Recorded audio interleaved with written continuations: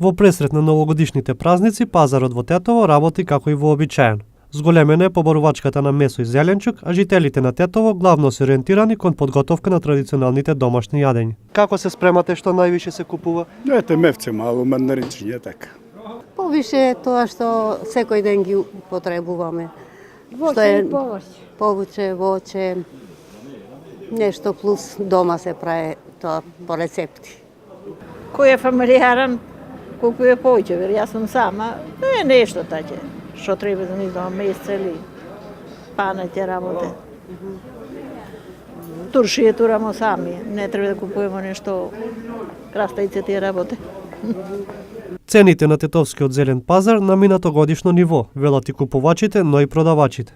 Како е побарувачката на пазарот? Па, моментално нема некако еуфорија некога, као други години. Може и време ладно дека е.